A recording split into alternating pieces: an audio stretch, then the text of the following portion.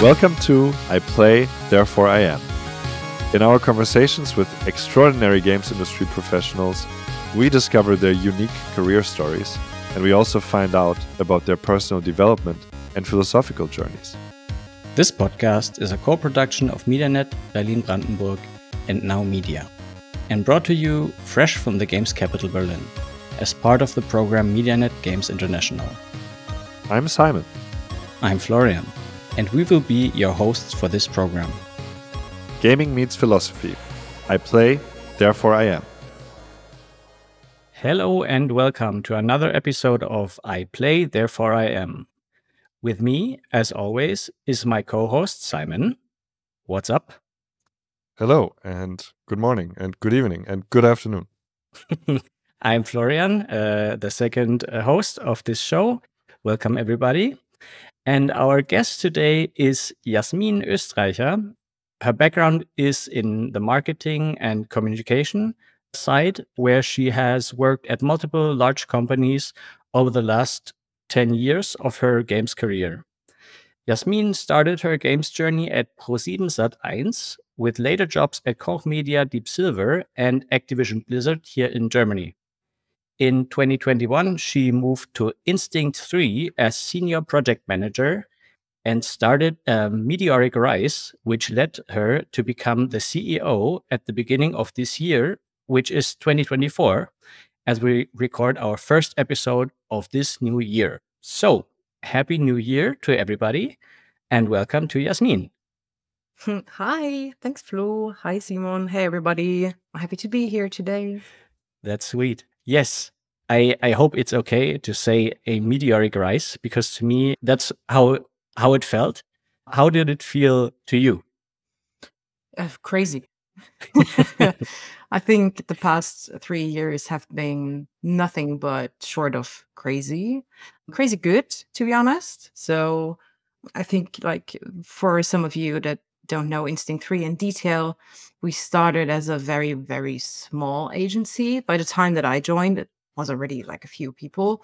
And so kind of like the roles that you are taking over, you don't really feel that much of a change, other than that you are getting more responsibility towards the team and towards leadership in this case. And that's something that I really love about working on the agency side, is that I still have the ability to work on projects, like on an operative side, with slightly different perspective. So yeah, it's crazy exciting. First 3 weeks already done, and yeah, it's crazy good at the moment. Yes, so you mentioned Instinct 3 is an agency. So my first question was actually, what the hell is Instinct 3? Because an agency is not, I wouldn't call Instinct 3 a normal agency. True. That that sounded like Kingsman. Like, yes, yeah, we are an agency like Kingsman.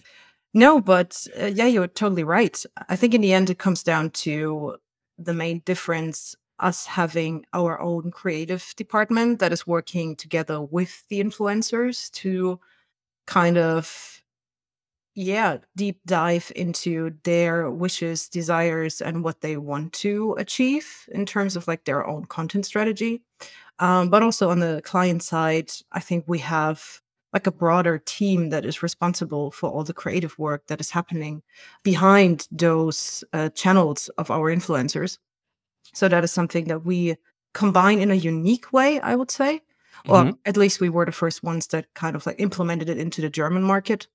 And it's something that we are very proud of, that we can say that we are a bunch of creative people working with creators, and not only working for creators and are just per se an artist management, but we combine different disciplines that we see are necessary to kind of like, keep our German market in a creative space and in a relevant space compared to other markets. So, yeah. And so if I imagine an agency, I would have, as you mentioned, say there's a customer who has a brand, who has a product, a game, whatever, and is looking to find a strategy to bring that to market or to plan for a larger event in the game space, let's say.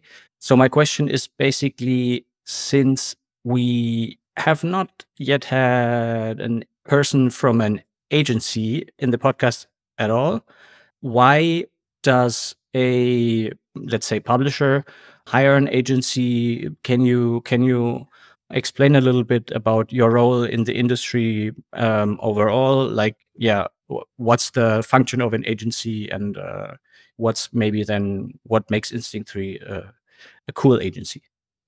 Yeah, sure. Totally Please, happy to. please explain your references to us. Yes. No. No, that's totally cool.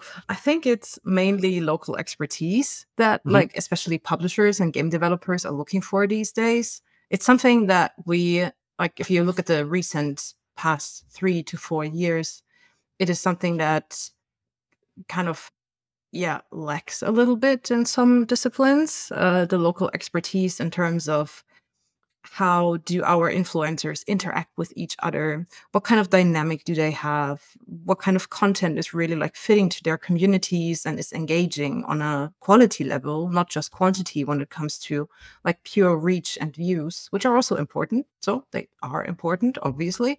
But yeah, kind of like finding the fitting product and content and also creative ideas that fit to a game and then hence to the right influencers is something that we take as our main service that we provide to our customers, where it is really not about just taking a brief that the developer or publisher has already pre-produced and kind of like tailored the ideas towards that briefing.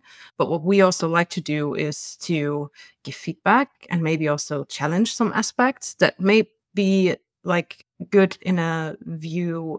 If you look at it from a holistic perspective, then the briefing is fine. They have their key points that they want to achieve.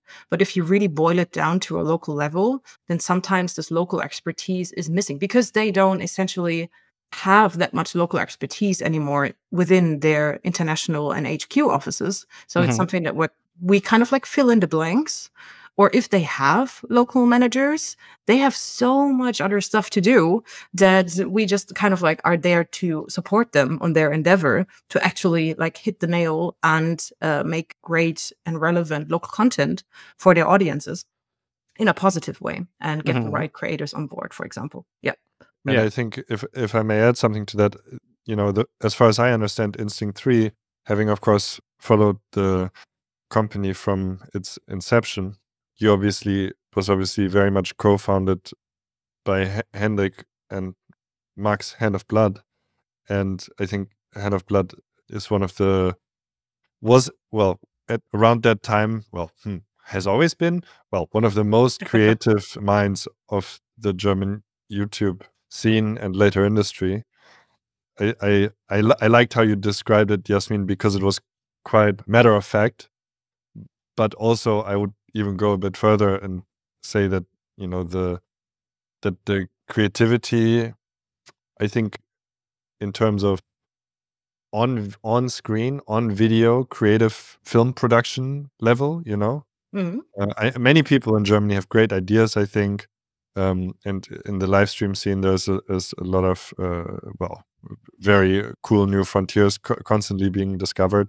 But if we're talking like the very nitty gritty on video, VOD production, comedy, characters, kind of sort of a cinematic universe, because you also mentioned how do our creators interact with each other, what do we present to the public? I just wanted to randomly shoot into the dark here and open that topic up, because your agency was co-founded by one of the biggest and most creative YouTube creators of all time, I would say, in Germany. And I think that, as far as I know, that's in your DNA. I'm curious how you see that. I think that's major. Yeah, it still is, and it still will be, especially if you look at what we have done in the past 2 weeks. Like, we kind of like moved a little bit away from the strategic aspect of having extremely detailed produced YouTube VODs, which Max was quite, or Hand of Blood was quite famous for over the past years, and which was super valued by his community and also by our clients, I have to say. And now we are moving like along a new path, which kind of like fits to what Hand of Blood actually wants to do and what he sees fit for his current his current wishes on where he wants to go with his content, and that was becoming a daily streamer again. So he moved to Twitch, something which a few years back he said it's something that he moves away from because it doesn't feel authentic to him anymore. And now we kind of like made that switch again with the whole team. And you kind of have to imagine it's not just Hand of Blood working on his content, but by now there is a whole team that is working for him on a production side and on an editorial side to really go into detail on these high level ideas, and then in the end to also produce them and make it happen in line with clients, if clients are involved, or just in line with the vision that Hand of Blood and his team has for his content. So I think also with endeavors that we are doing, like his own fashion collection, Corrupted Blood, that we launched with the team, and with Bravado, the sub merchandise label from Universal, there are several things that are happening within this like brand universe of Hand of Blood that is not essentially connected to him anymore in terms of he has to produce daily content for it, but we are just expanding his brand universe together with the team that is already working with him and that knows him really, really well and inside out.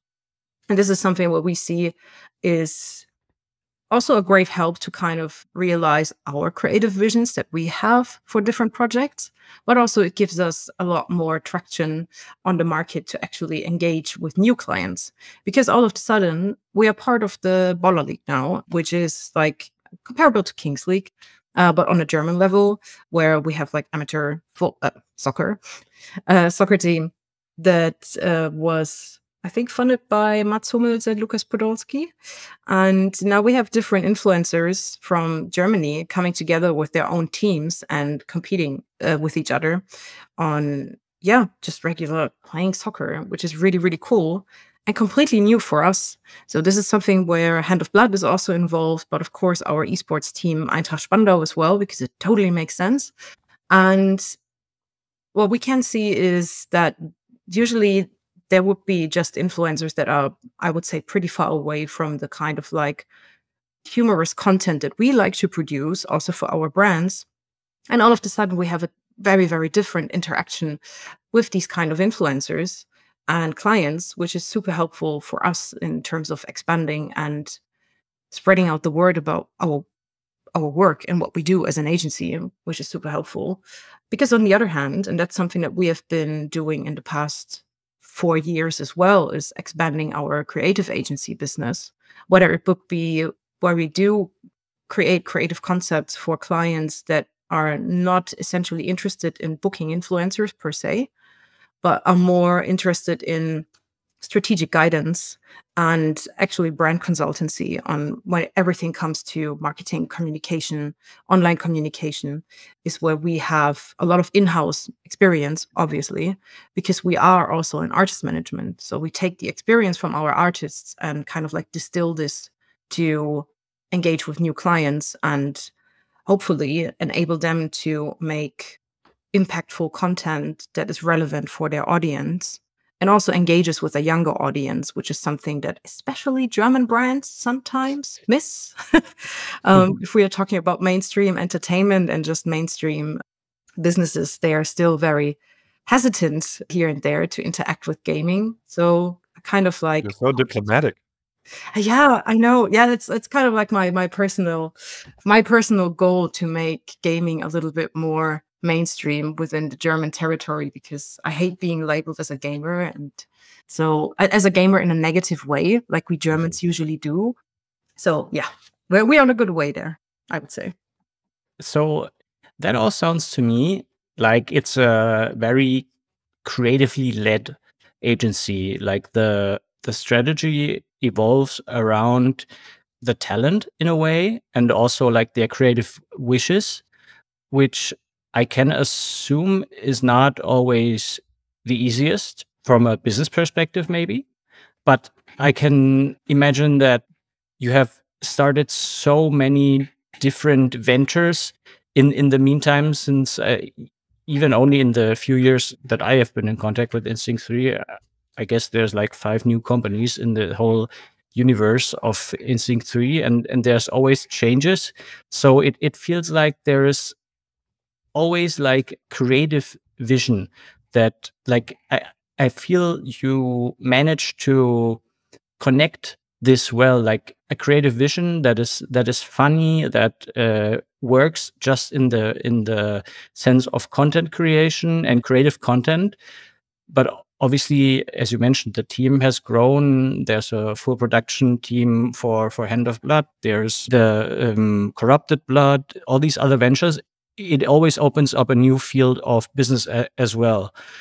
Can you talk a little bit about this marriage between the creative part and how to spin out business from that? Yeah, sure. I think part of the reason why we are as successful as we are at the moment is because we managed to reinvent ourselves on the go, which I think is very important, because if you look at the market, especially games market in the past 3 years since COVID, it's kind of like a roller coaster down there or out there. And if you are not adapting as an agency in this like fast-paced world that changes a lot, then I think we wouldn't be as successful as we are today. But of course, with like changes and constantly having to adapt to new situations comes a lot of other challenges that you have to adapt together with your team. And I think we're doing a pretty good job at this, and also learning from maybe mistakes that we have done in the past that we can work out with the team together. And especially this one, I think, is something that the team members value in our company very much, is that we are asking for feedback, we are listening to them, and we are as transparent as possible about all the current developments that are going on within the company, so that they know in which way we are heading, and also which way we don't want to head, because there are several roads to success as a company. And I think it is only fair to be as transparent as you can be, to show your employees what kind of road you are going to take, so they can decide for themselves if they want to be a part of that journey or not. I think that is very important. And we seem to do a good job at this, because that's the feedback that we also get from our colleagues internally and also from external partners.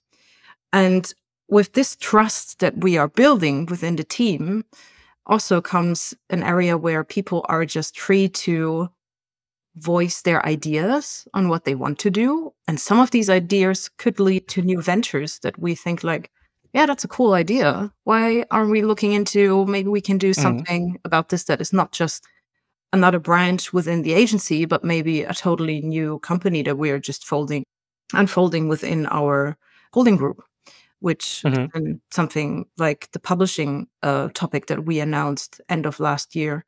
This is something that is currently like within Instinct 3, and we are developing it from there. And as soon as it takes off, and at the moment it looks like it, because we had several hundred messages and people reaching out if we want to be their publisher. So I think we're on a good way there, yeah.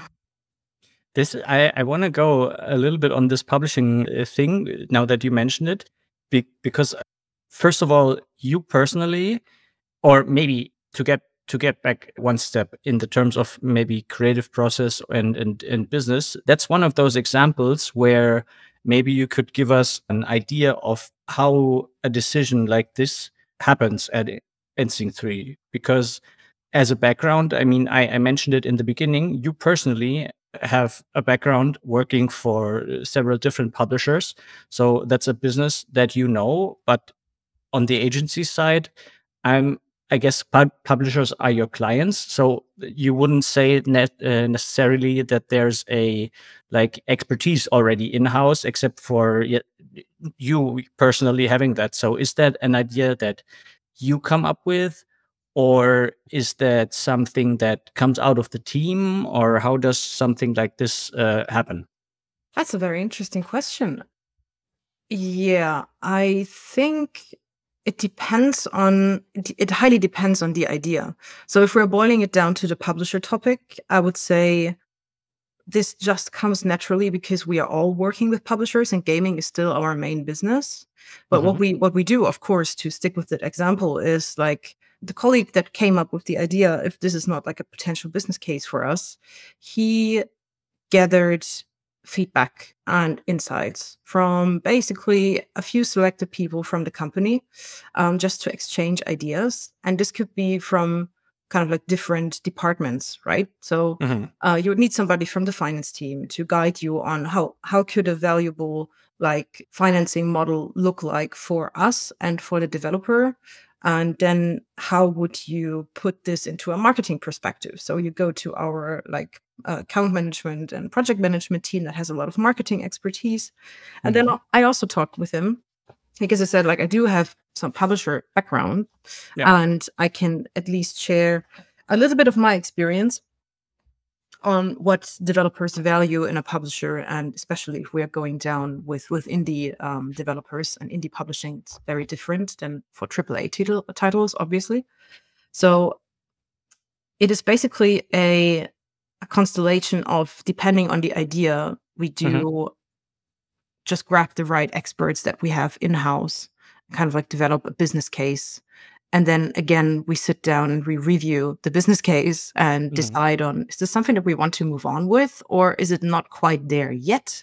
So it's again about being very transparent and honest to each other. And so that we are only pursuing the ideas and concepts that we all really, really deeply believe in and want to try it out. How do you guys practice transparency and honesty internally? It's a constant process, to be honest. I think it's one of these things that you never stop learning about the other person that you were talking to, but also continue learning about how are you receiving feedback yourself and how do you take it. Yeah, it's different. So it's like in each department, we have different processes on how we provide feedback to each other. But something that we have also kept open for everybody within the team is there is no barrier for anybody in the team to, for example, come to me and talk about something that they disliked or where they have concerns. So I can talk to them openly and freely. And this is something that we are constantly messaging in all types of events that we are doing internally and all times of communication. Is like, okay, please talk to us, give us feedback anonymously or in a one-on-one talk. I think just being very open and showing a lot of empathy is key here to kind of like create this trusted environment where people actually have the feeling that they can voice their concerns and feedback, which I plan to continue doing with the team because I think it's very, very important. Although I also know that being the managing director of a company, already that kind of like title creates like a small maybe entry barrier for like constantly giving transparent feedback and voicing concerns, etc. But I'm trying to be as open and honest about it as I can be to people and say, like, just use every opportunity that you have to talk to me, and I won't judge, I won't be mad. I just like to hear your feedback because I have to learn as well. And I think, it's a little bit of leading by example, to be honest. When it comes to the publishing specifically, you mentioned that there's, of course, probably potential for indie games. And so there's like talking to indie developers, of course, there's always a decision on like how has the overall landscape changed? Is it worth to work with a publisher or not? How do contracts work? I don't want to go very specifically down that way, but there's always a component in a publisher deal, which usually they know a lot about marketing, which the studio might not. And in your case, I guess you already have your creative marketing basically attached to the publisher, which makes, I guess, a lot of sense. That's why there's a synergy there. So And on the other side, I think indies usually are the ones who struggle the most when it comes to financing big marketing campaigns. Do you see yourself as someone who could potentially like break up that impasse a little bit in terms of having in-house talent where you as a publisher already bring your own talent? Yes, I do think so. I think that at the moment, the synergy between having an influencer marketing agency with like gaming creators and developers, no matter if indie titles or also other games, is not used to its full potential yet. And I think this is where we are coming in with our business proposal in terms of looking with potential studios on how we can support them and what this means in terms of like the financing down the road if it comes to the business case per se. And I mean, we do see that the German market has a lot of potential when it comes to indie development. And I think we are doing a fairly good job in supporting them by now. Took some years to get there in terms of like supporting them for game development, etc. And we already had several examples last year where, for example, Maxim or Hand of Blood pushed several indie titles that they found on Steam and that they celebrated very much and continued playing and loved playing it and endorsed it to their communities on an unpaid basis. It was just something that they were very interested and keen in. And we had several of these developers reach out and be like, hey, don't know what happened. We don't know who you are, because it's international studios sometimes. Yeah. But whatever you did was amazing, because people wishlisted our game all of a sudden and we saw a huge spike in the German market. So that was like kind of the first proof of concept that we saw that there is potential that we want to kind of develop together with the developers in Germany and internationally too. Nice. Now comes a little bit of a heretical question. I hope because I want you to give, of course, 10 million reasons why that question is wrong. But and I think people will already know from how many different topics we already talked about. But when your agency starts out from the point of like this one big creator, Hand of Blood, who's like super well known, does it sometimes feel like the business or the agency is too reliant on that one person? I can understand why that question would come up by now. Yes and no, to be honest, because I think on one hand, Hand of Blood. On one hand of blood. Yes, on one hand of blood. He is like an enabler for us to actually do and expand our business on what we are doing, because of course the reach that he is creating in terms of his communities, etc., is also something that we use as a case for potential new clients. And the thing is, when we talk publicly, we talk a lot about the stuff that we're doing together with Hand of Blood, and we rarely talk about all the cases that are going on in the background with our other creators, or especially just what we're doing with our clients. But that's fine. That's one of the topics that I want to change this year. So I think what I can say is, yes, on one hand, it seems that way because we're using him in an outside communication way a lot. And on the other hand, it helps us to actually expand on other pillars in our business that are not at all relying on him. Yeah. And yeah, I think it kind of like gives security on both ends. It gives security in his direction and with the stuff that he wants to do, because we do have these other pillars that are working within the agency. And on the other hand, having him as a pillar in our agency works for us on a strategic level on very other different aspects in the terms of the business that we want to provide. So it's kind of like we help each other. So these kind of like different products and pillars help each other. Yeah. And of course, at this point, as I said, it was a bit of a setup, but you have now numerous talent, you have multiple creators, you start ventures into like completely different topics that may or may not be even directly connected to him. So I guess as a like door opener, I guess that works well. But of course, I think you're being very smart as a whole company of like starting new ventures that sort of the pillars, as you mentioned, that work in terms of like making sure that there's not only one pillar. Yes, exactly. Definitely. Yeah. Yeah. Thank you. Yeah, I think just as a quick comment about that, I think you've always put a lot of. I think I remember when Instinct 3 started, there was immediately, call for talent, and I know you always had, in various ways, calls for talent out in the ether, kind of always some sort of open door.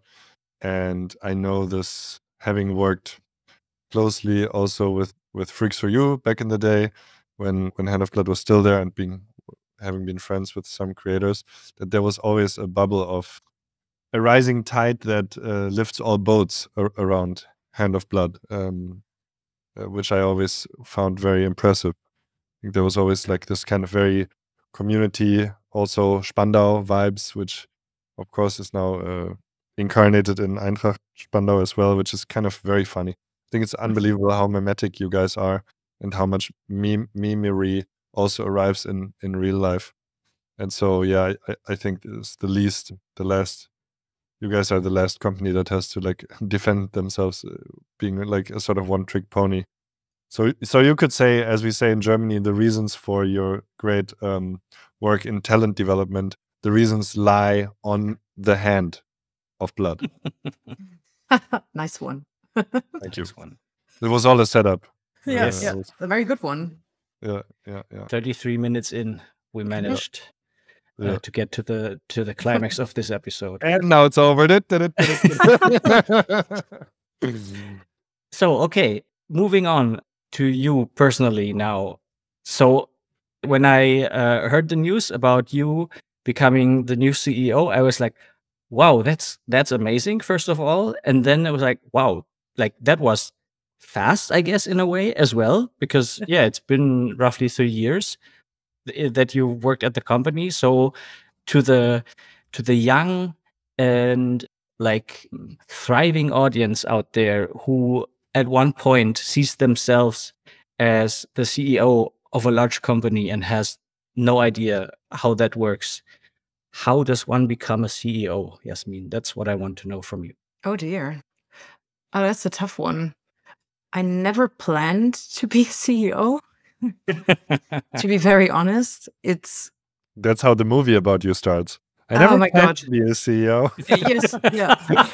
You're probably wondering how I got into this situation. Yeah. No, I think it came up very naturally once I started at Instinct 3.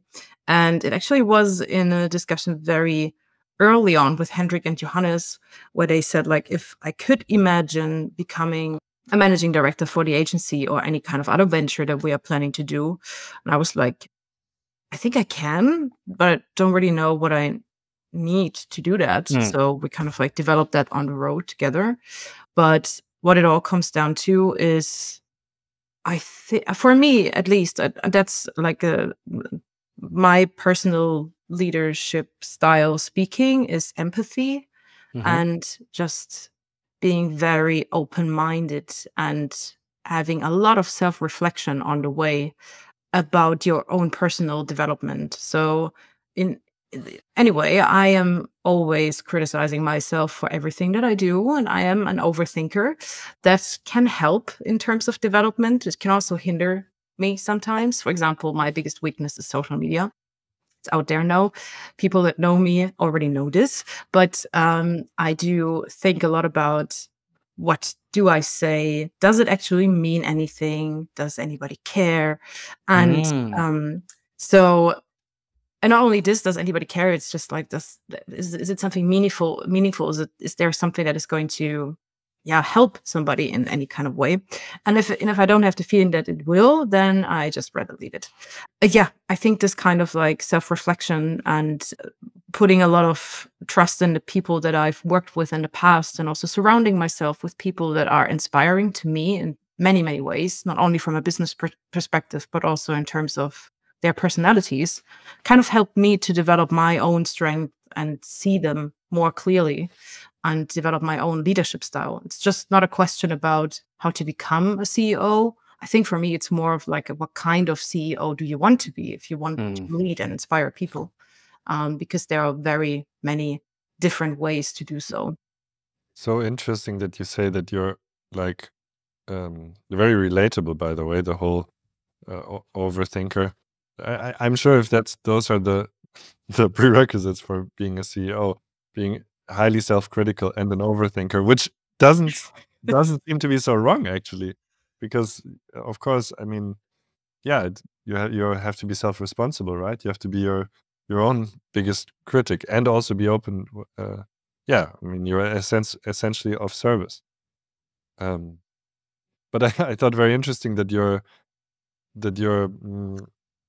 have the social media, let's say, difficulty, because I think that Instinct 3 is such a like cinematic place, and also I don't know, whenever I open LinkedIn every once in a while, not a super big LinkedIn dweller, but when I have a look, it's always like Hendrik or Johannes on top of my feed. I don't know why, but like I don't know if they're like super good at the game, but I always enjoy reading their posts, and I do read them, and they're so so transparent. Reminds me of something you said earlier. Really out there, and this whole move, it's a drama. It's like we're founding Eintracht Spandau, a new club with 100 years of history, right? It's like, what is that even? Who does that? How can you do that? And then we've owned a bar here for about 55 years, and then you have this whole, so it's very cinematic. And then I also thought when they wrote, we're stepping down, that's drama, baby, that's cinematic. So curious how you find yourself in this whole cinematic surrounding. I mean, you're at least part of the plot, but you're also the CEO. So it's funny that you say that you're having trouble with social media, because you're very much at the center of a big plot here. I know. To be honest, it's one of the topics that are part of my goals for 2024. And Hendrik and Johannes are doing quite good in pushing me out of my comfort zone. And sometimes I manage to do it on my own. So with Hand of Blood's video where he announced last week that he's quitting YouTube, I'm actually in the background wearing a green screen suit and handing him a shisha. So that was like one part where I can say like, okay, that is a step out of my comfort zone, but that's cool. I'm going to use that. So yeah, we're getting there. But of course, I mean, the role that Hendrik and Johannes had also over the past 5 years within this, let's say it, the cinematic universe of Hand of Blood and our other creators just has a different heritage than what I did before. So I think it's just natural that it's going to take time to fit in there in an authentic way that kind of like fits to myself. But part of this is also, of course, like growing in terms of, now we're back at the part of self-reflection, like, okay, I have to be more out there and be more there for the people so that they can still identify with Instinct 3. Because that's also one of the reasons why I think we are so successful, is we do have at some point, or at some sort of also like a B2C brand that is like recognized by the community. It's not only like a B2B presence. If we are talking about Instinct 3, we do have a huge followership that knows our brand and knows how we are fitting into this influencer world within the gaming industry. So yeah, I do need to happen in that universe in one or the other way. And stay tuned. It's going to happen. 2024. Wow. Yeah. the new Jasmin Instinct 3 special, yeah. Yes. It's like Ashoka in Star Wars, or like a whole new Oh yeah. series. At the moment, I'm more Jar Jar Binks than anything else, but that's fine. Hey, you know that there are theories that Jar Jar Binks is a Sith Lord, so really? Yeah. Okay, that's cool. Now I YouTube like it. recommendation: 5 minutes of Jar Jar Binks totally not being a Sith Lord. Wink, wink. Okay. Wow. It's real. Yeah, you should check that out. Maybe you'll learn something about yourself. Yeah. Yes. Nice.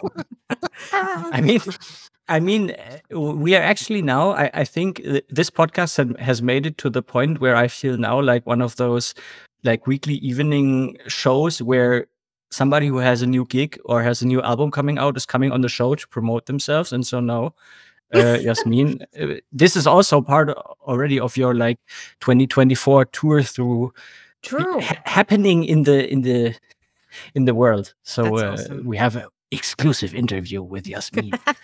Yes. Yeah. Nice. Yeah. So yeah, you mentioned you never planned to be a CEO, but you became one in the end. But I assume that started somewhere modest and small.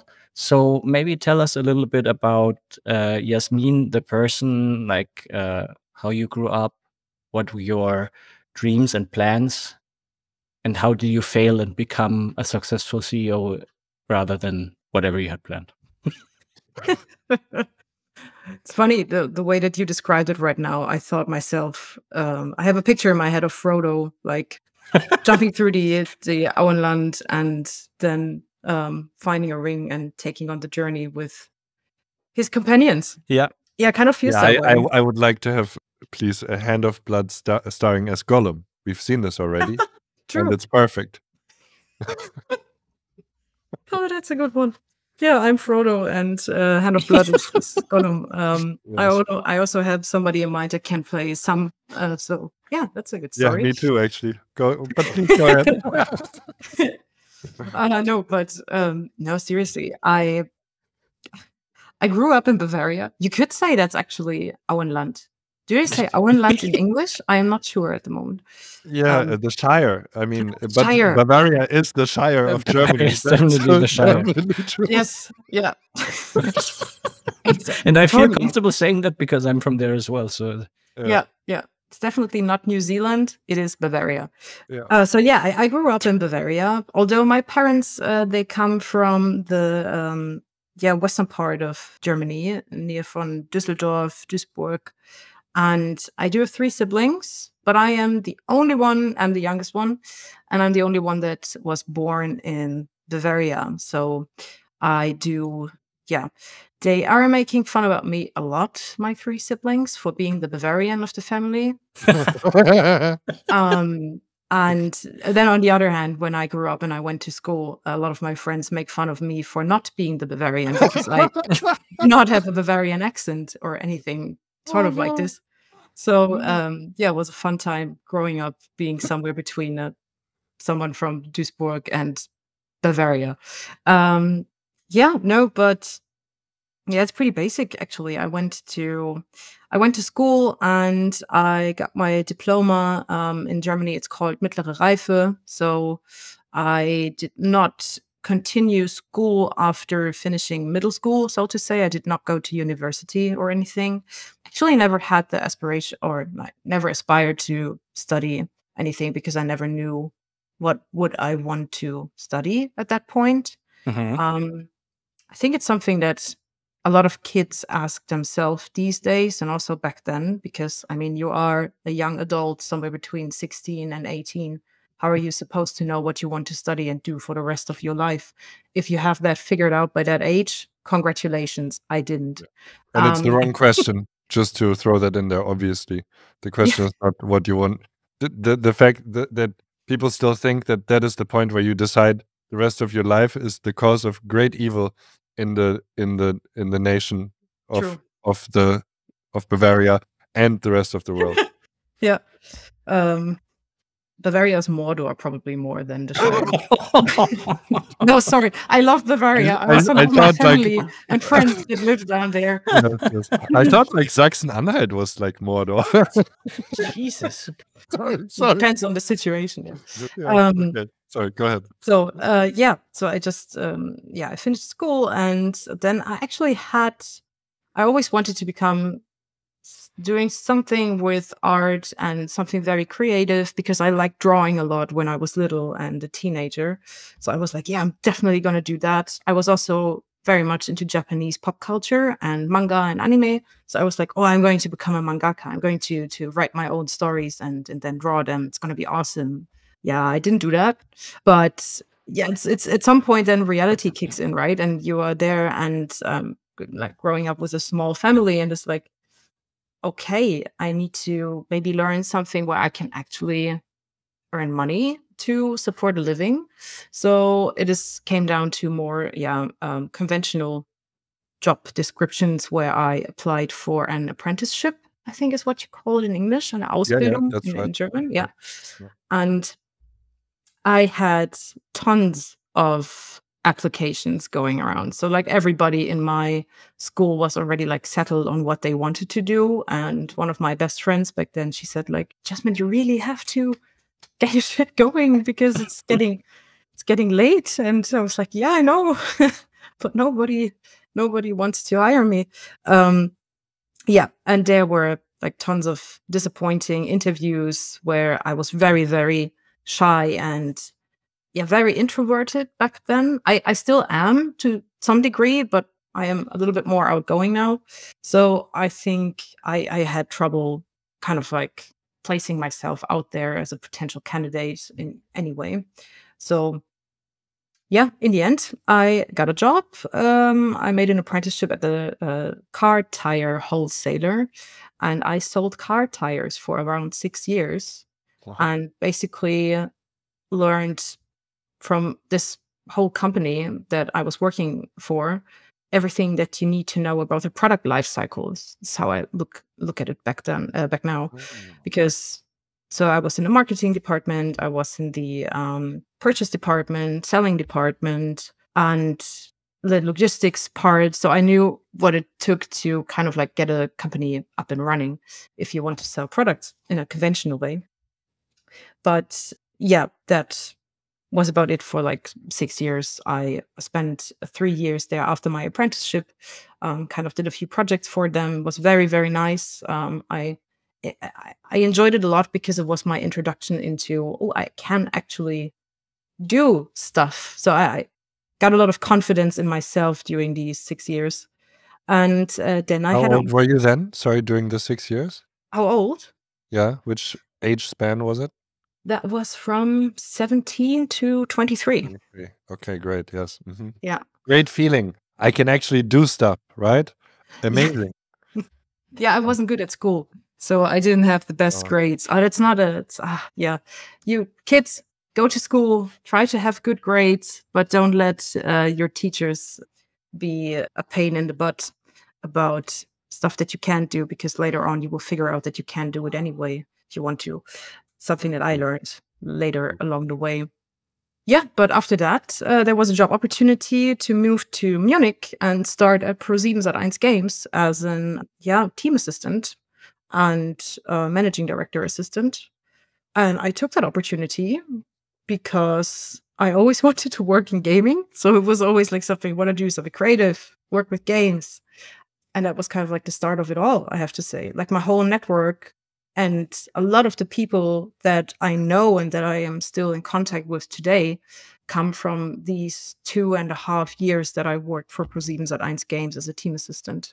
All right. And that brings you basically to staying in Munich. The companies I named before, Koch Media, Activision Blizzard in Germany, those are all the companies who have their head, depending on when in time, had their headquarters in Munich. Mm-hmm. Activision Blizzard, that was, I guess overall a good time, but did not have such a great end as it did not for anybody at that time, which leads us a little bit into a current topic, which is sort of like let's say the state of the industry at the moment. And you are somebody who's had a few positions, and I think it's really fair to say that it always went up the ladder and things are going well, but sometimes there's something that hits you in your career or something that doesn't quite work out. And of course, the way is never that straight up. Mm. Hasn't been for, I think, anybody on this call, and probably hasn't been for anybody out there listening, because that's like not the norm. How do you, as a person, deal with like this? Maybe it's not even a pressure anymore, but like the pressure of this like job world. Let's say like you have to have a job to earn money, these kind of things, which come pretty natural, or it's like a given, but then sometimes stuff doesn't work out as you're planning. Yeah, how did you feel about basically as a company having layoffs and the things that are currently happening in the industry? Sure. It's a tough topic because by now I don't know a lot of people in my network and also friends that have not been affected by any kind of restructuring or layoff dynamic within the gaming industry or tech industry, even if you go Yep. a step further.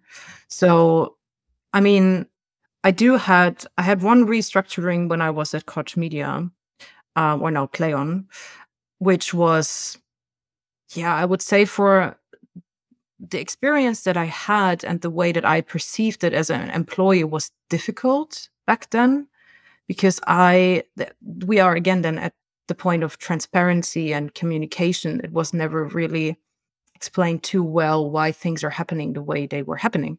Maybe they couldn't explain it back then. So it's always kind of like, if you don't have that kind of context on why things are happening or not a perspective that is given to you, then it is more than natural for people to become angry and frustrated, something that you want to avoid as a leader in the first place, because, that kind of affects your business as well, right? And it even started with ProSiebenSat.1 Games. They had a restructuring as well. That's why we had to close down the Munich office and everything moved to Berlin. So, but there it was like, it was devastating for a lot of people because we closed the Munich branch and it was like, hey, you want to move to Berlin? I don't know. There are people with kids and family that have lived and grown up in Bavaria. Maybe they want to stay in the Shire and don't move to Mordor. Maybe Berlin is Mordor for them, right? Think about that. Yep.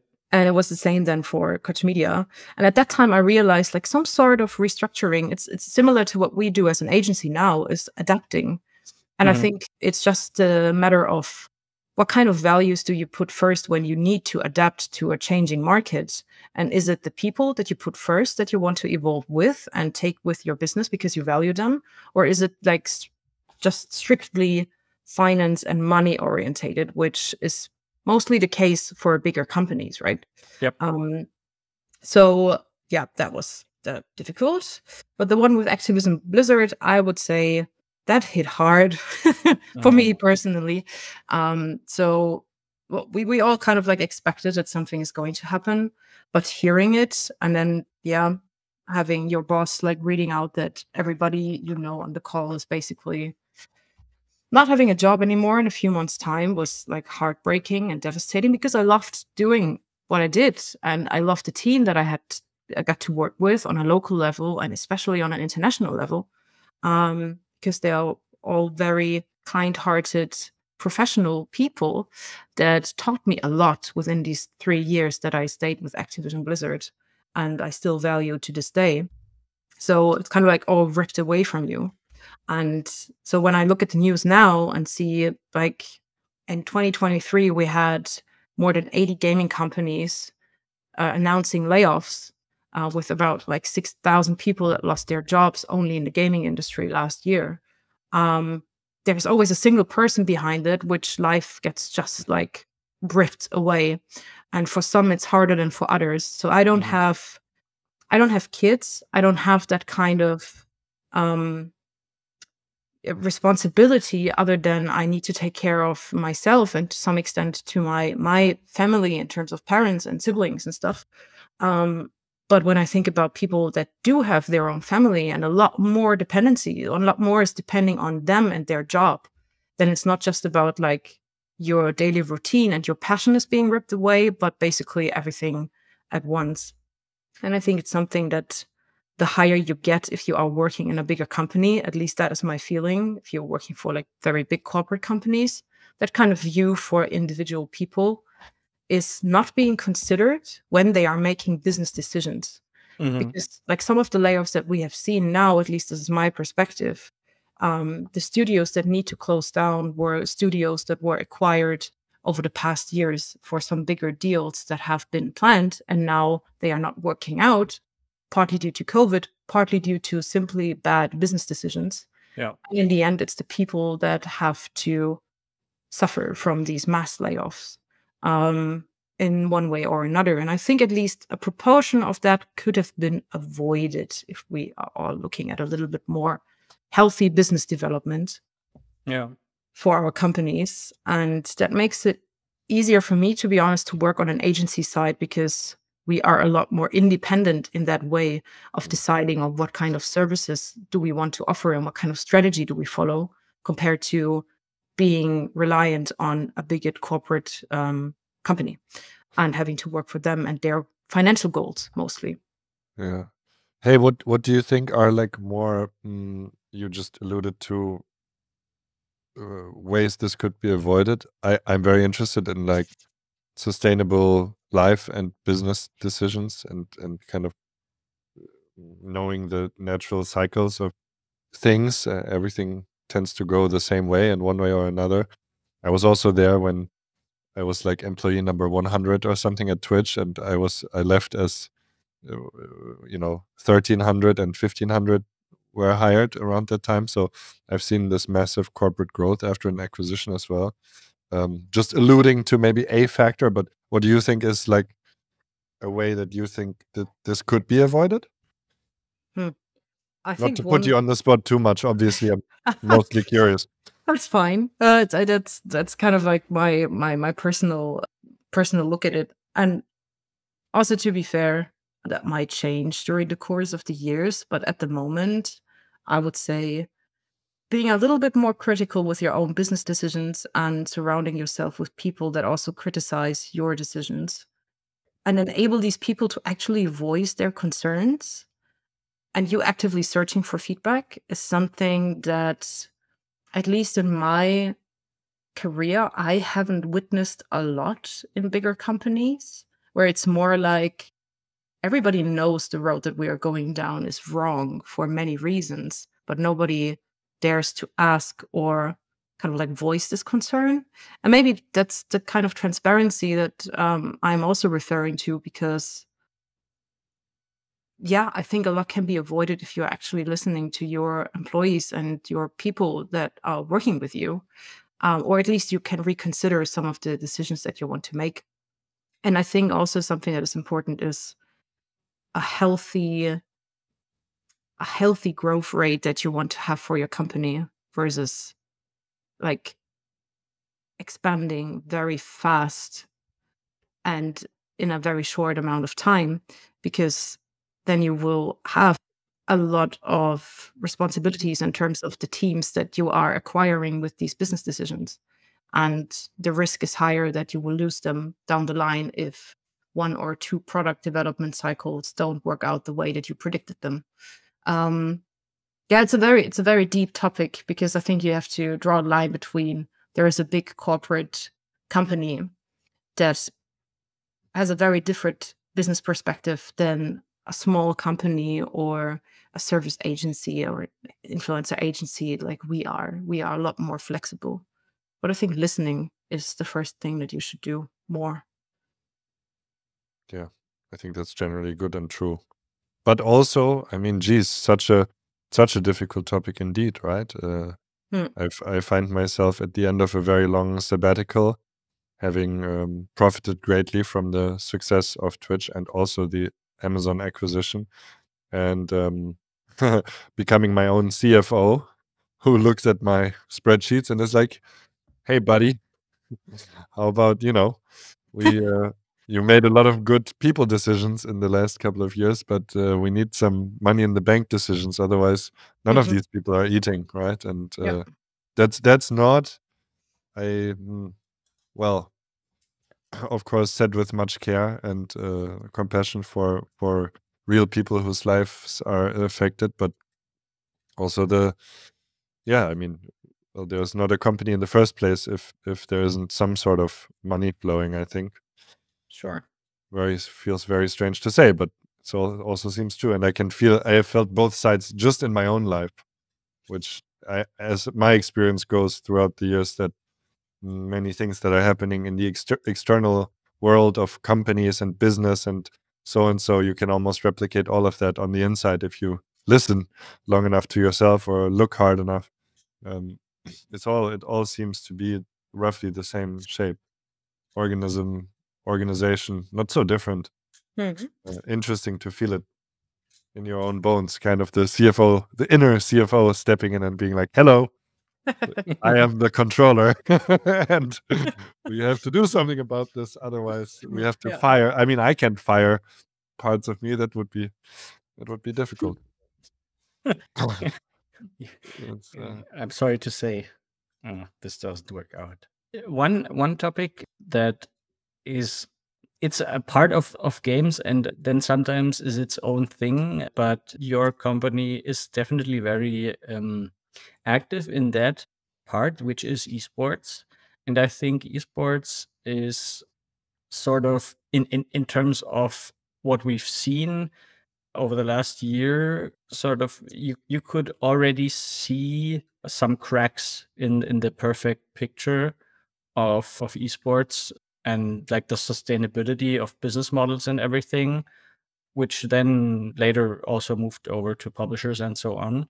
But talking about the very great and public announcements that are always visible on LinkedIn, I heard that Instinct 3 has has a strategy to deal with what is currently known as the esports winter. What's your first of all, what's that all about? And like, what's your view on esports as an industry if you want to like remove it from the overall games context? It's a very interesting question, and I would need to, like in a good old card game, I would need to pull two cards to properly answer that question, and that is first Chris Baltus, who's now also CEO of Eintracht Spandau since beginning of January. And he's kind of like my daily counterpart now when it comes to how do we manage Eintracht Spandau on a content level, because content-wise, we are developing and producing it in-house with Instinct 3 as an agency. But also, of course, I am talking with him about like the general strategy and how it is going and where it is developing. And the other person is Johannes. These two guys, together with Henrik, are much deeper into the nitty-gritty stuff of our esports industry, and is something that I personally only started diving into once we founded Eintracht Spandau. Because before that, for me, in general, esports was a little bit far away in the German market because it never had the relevancy for the products that I have been working on. For example, Call of Duty. For the Call of Duty League, we had a team that was based in Paris and one in London, but that was it for the European parts of it. Never was really relevant for Germany per se. So I think it's something that we have to, that it will always be part of our DNA, whether as Instinct 3 or together with Eintracht Spandau on what we're doing, because we're obviously expanding on that part. And we're also expanding into different areas, whether it be now playing traditional soccer with Baller League and having started with League of Legends, which is very natural to us. But I am curious myself to see where this will be by the end of 2024 and what this means in terms of like critical decisions that we might have to take as an industry, because that is obviously a discussion that is overdue and more present than ever, I would say. That was a very political answer. I'm sorry for that. No, it's fine. Yes. So in your personal journey now, as we mentioned, I think something that you will now have to deal with more, but probably we're on the other side of is like the recognition and the fostering of talent. Because from the things that you described, it wasn't really like foretold that you would once become like who you are now? And like, can you talk a little bit about this? Like, what helped you on your way? Who helped you on your way? Like, how did the people around you shape your career? That is, yeah, that, I'm just trying to think of all the people that kind of influenced that. It's a lot of people, to be honest. Like, only focusing on the business side with the people that I work with and kind of like putting friends and family out of the picture. Some of the leads, how do you say it? The leadership people. I am missing the English word for leaders. Leaders, yes, thank you. It's so simple. No problem. That I had in the past were quite different in their leadership styles and how they encouraged people.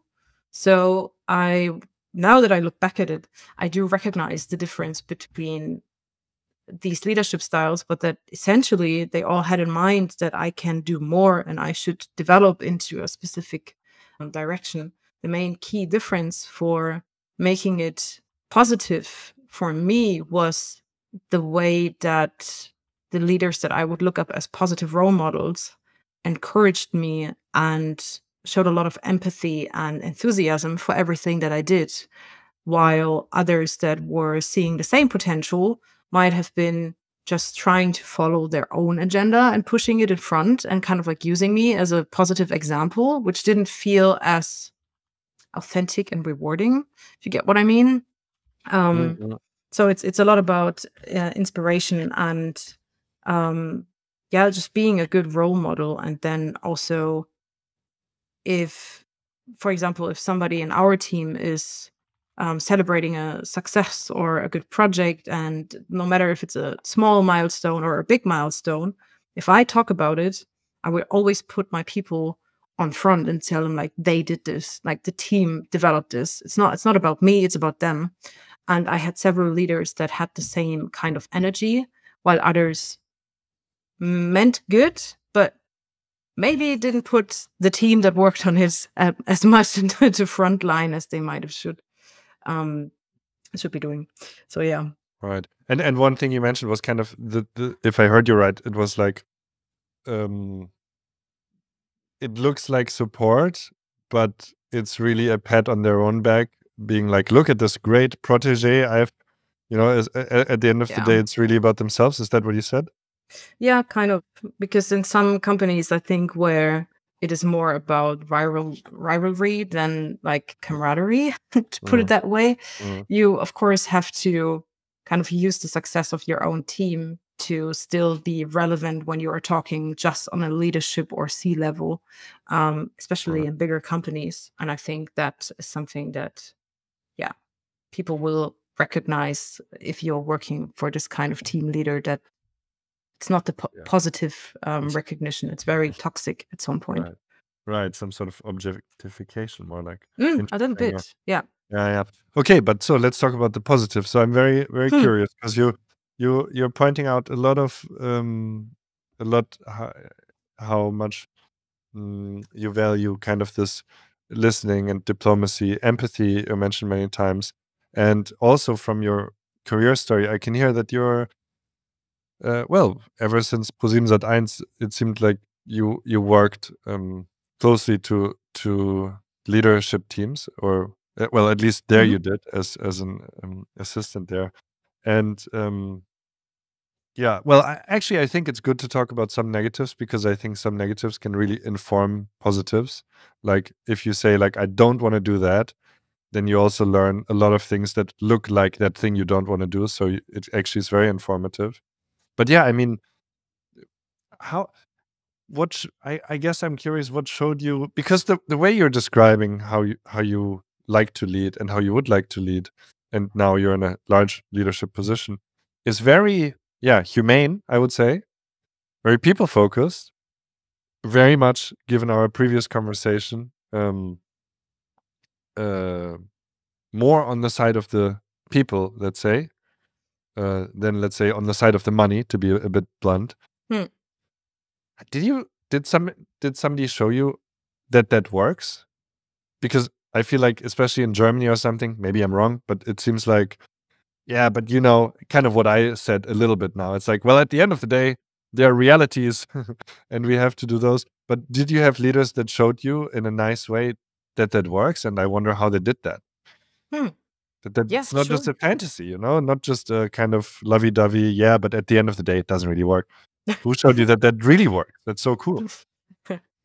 I think in the end, if you have this kind of like positive reinforcement within your team, then you get better results because the team is engaged, they're motivated, they are maybe even passionate about projects that are not essentially matching with their own interests and passions that they have. So, for example, when I started at Koch Media, I had to work on game titles where I would say, like, okay, it's not really my genre, but it's fine. I'm going to do it anyway. And my lead back then, he was with everything that I did, and I was responsible for capturing the marketing materials and put together a trailer with the team, etc. I always use that example because it's quite fitting. He was so hyped about everything that I did for this title that I was like, oh my God, he really, really values what I'm doing. It's still like a very, very niche and small Nintendo DS title back then about horses. And yeah. And that was like, yeah, it was so motivating and encouraged me to actually go into the details and do more for that title. And when I had to present it to the local marketing teams, I was like totally pumped up because I told them, like, this is the best game ever and you have to sell it now. And I think this is kind of like the energy that you want within your team, right? It's not always possible. I totally get that. You have ups and downs, you have bad days, and it's totally fine. I actually think appreciating that you do have bad days and giving your team the room to appreciate that they need time for themselves and it's not the best day is also a path to growth.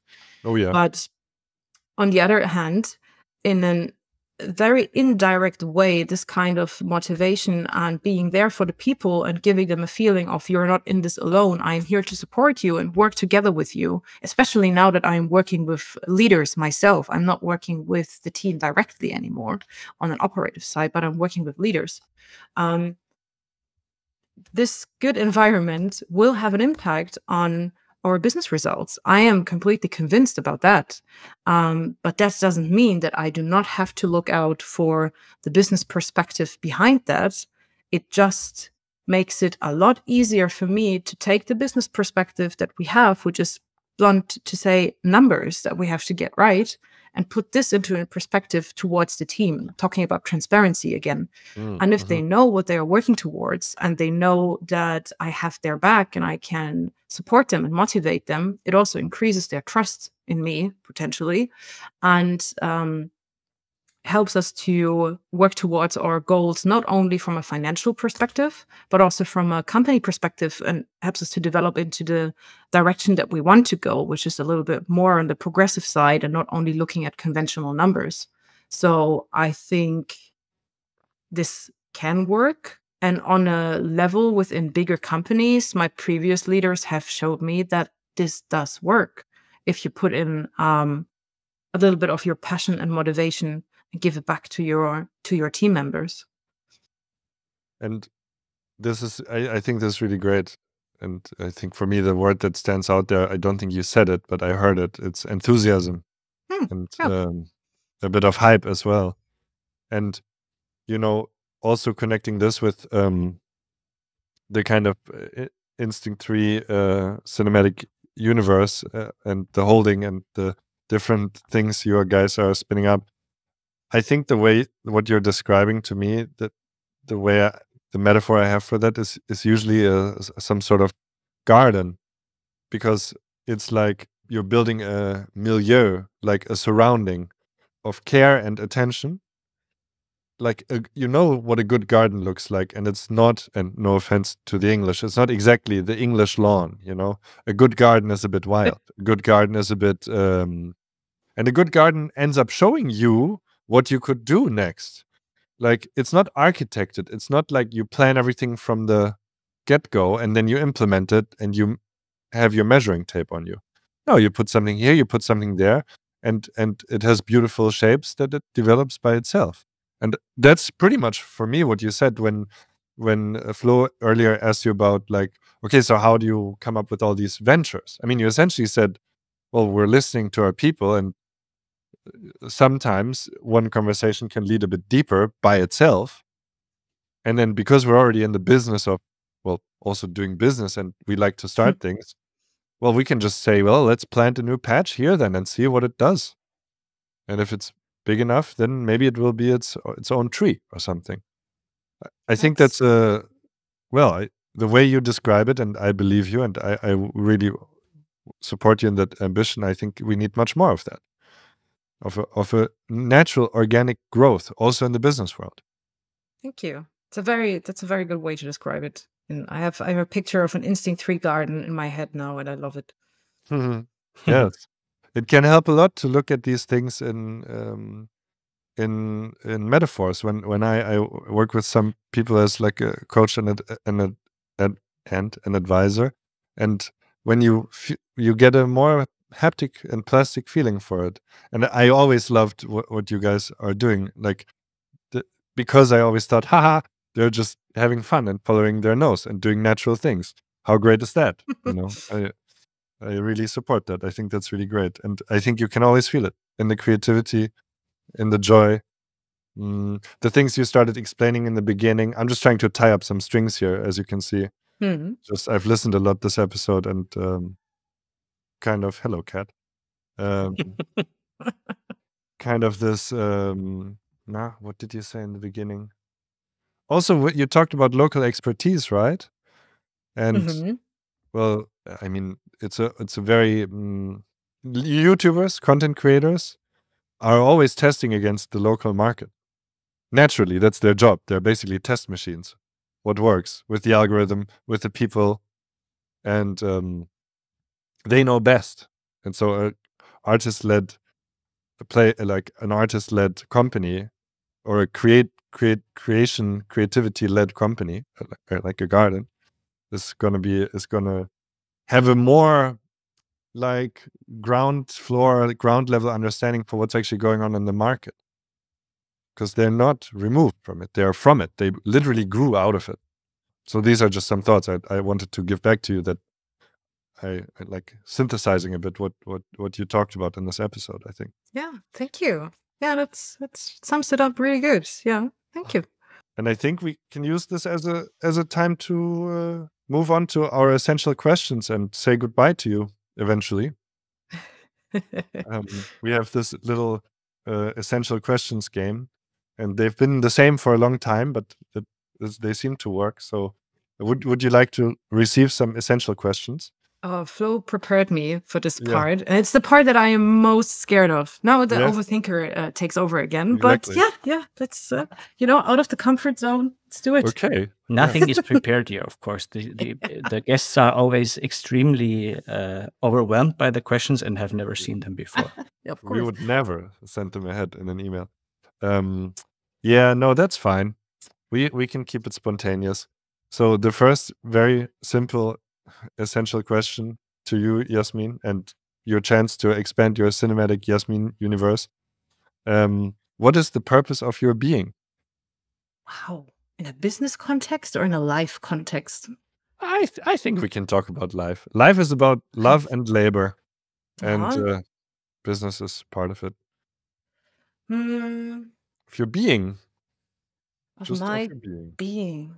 That's very deep. I would say, like, being a good example, I putting kindness before anything else, so that people can take away something positive. And it's a very general answer, but I really believe in that. Like, some person walks by and I can make their day with something small, and they go around their day being a little bit more inspired and happy, then I am happy. And I think more people should do that.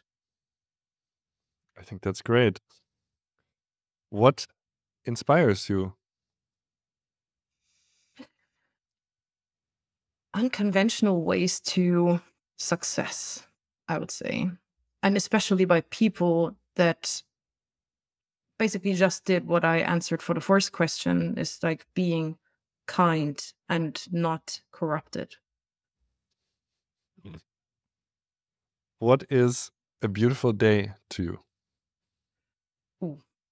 I do like rain and darkness in terms of weather. Nice. So it's back to the weather again. This is a German podcast. So I would say like a rainy thunderstorm day at home, playing something online with my husband and my friends and just chilling. It's a very gamer answer, but I do like, yes, yeah, I do like nights and rainy days. So that would be a perfect day. This is a gamer podcast. And have you ever considered moving to Mordor? Oh, which one now? I am already living in Berlin. No. Okay, Oh, in good. Spandau, to be fair. This one goes to you. Yeah, that's good. That's good. Maybe it was already mentioned a bit, but question for you: what is the change you want to see in the world? These days, that is a heavy question. Yeah, it's a generic answer for me in terms of like, look more, just don't try to fight each other. Look more at the planet that we have, because I think with all the conflicts that are going on, we kind of like miss the view to the time that we have maybe left if we don't turn the wheel around. It's a very generic answer, but if you are talking about really, really holistic perspective, I think we are wasting time fighting each other, and this is just sad. History hasn't taught us anything, apparently. That's just, yeah, sad to see. Yes, yeah, it's true. And the obligatory Gandhi follow-up: how do you contribute to the change you want to see in the world? Not just by small things, making somebody laugh, making someone's day, always trying to put a smile on everybody else's faces. And I think now that I have maybe even more of a platform where I still have a lot to learn about communication externally, and I totally get that coming from a PR person. It's weird, but using this kind of like voice in a positive way is for me the next step of giving back to the people in terms of like, what can they become, even if they don't come from big money or had a chance to go to university and study. You can still be a good person that leaves a positive impact. Great. And another little question: if you would start a new save game in your life right now, what occupation would your new character have? That's a good one. I think I would go back to what I always wanted to do. I always wanted to own a cafe. A cat cafe? No, I'm not a cat person. Although Okay. to be fair, the older I get, the more I understand cats and their attitude. So maybe I become a cat person at one point. Okay. But yeah, just a small little cafe where I can basically do what I mentioned before: make people happy, make them smile, give them something positive along the way, have good coffee and good cake.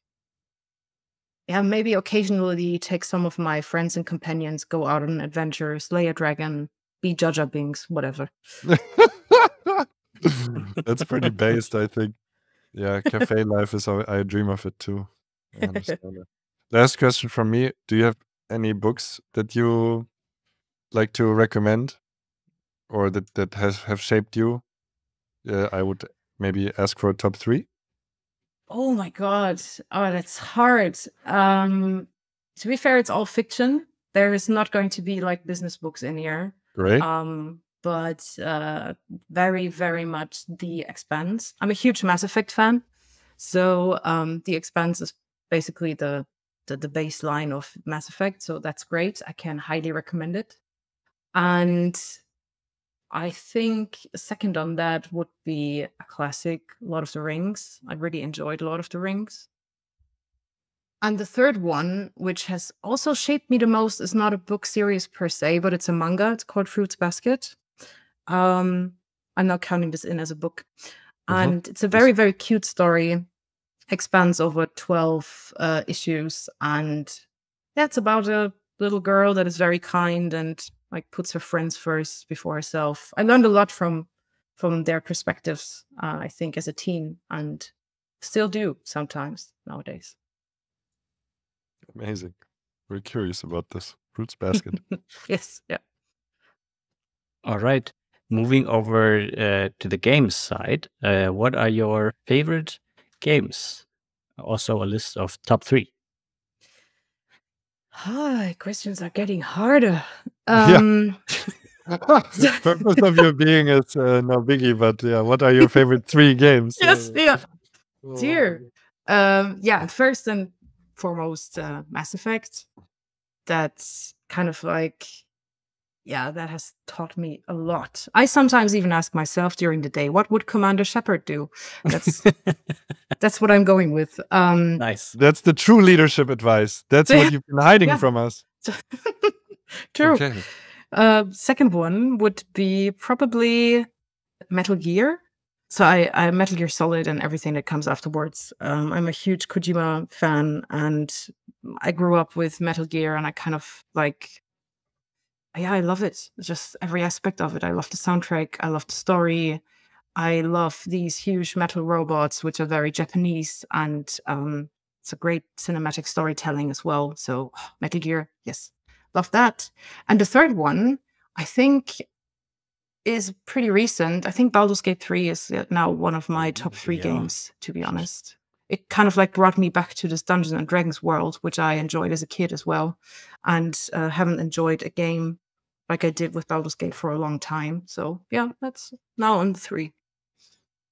Nice. Who is somebody from the games industry who you would like to get to know? Kind of already answered that, unfortunately, but Hideo Kojima. I had the awkward opportunity to see him once in real life because he was at the same hotel as we were with the Activision team during Gamescom. And I was sitting in the lobby with my friend, and he was like, "Is that Kojima behind you?" And I was like, "You're fucking..." Oh, sorry, I'm sorry. So they don't fuck with me about this. You know that I like really, really would love to meet him once. And he's like, "No, he's literally standing behind you." And there he was. And I did not speak to him, but I was very nervous and very happy for the rest of the evening. And I would love to know how it is to work with him, because I can imagine it would be either it is very hard because he's a very creative mind, or it is very inspiring. I would love to know that. Nice. Although he is a very famous one, we never had this, I think, as a mention for this question. There is a small trapdoor in that question, which is not really a trapdoor for you, but for us. And that means that now we feel obligated to somehow make this happen. We won't make any promises because we don't know how to reach Mr. Kojima at this point. But maybe one day. Which hotel did you stay in? It was the Hyatt at Hyatt. I see. Okay, yes. August Hyatt. I will pay that hotel a visit. Maybe. When I'm in Cologne this year, maybe something happens. We're operating on some sort of like 10-year timeline or yes, more. Yes, this is a very like karma-based thing where, that one time Jasmin mentioned on the podcast, and it's like the year 2045 or so. I don't know. Yeah. So yeah, but some of those wishes are easier and some are not. But we don't want people to know ahead of time that they are basically wishes, because that makes it more interesting. Then turning the question around, basically, who is someone who you think we should have on this podcast? Basically, also from the broader games space. That's a tough one. I do need time to think about that, because there are many people that I would throw in there for different reasons. You can also name 3. We don't mind. I do have one, Mhm.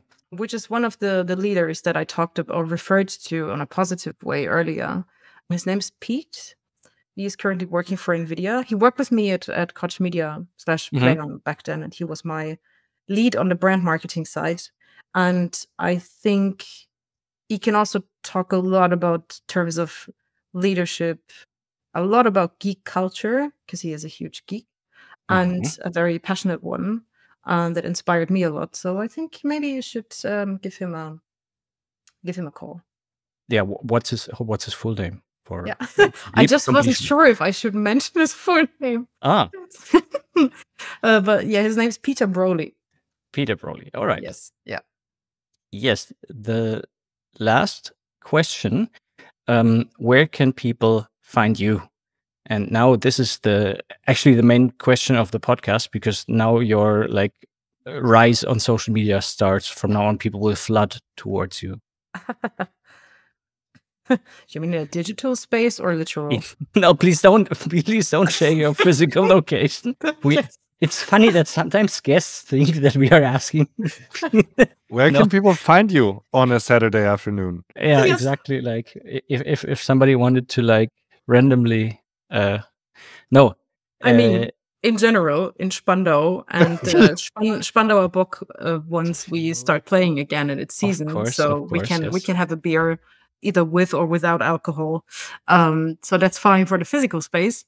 And digitally, I'm mostly on LinkedIn, to be honest, even though I'm not that active there. But I'm there. I'm more active on LinkedIn than I am on Instagram and X. I just isn't a platform for me anymore. So yeah.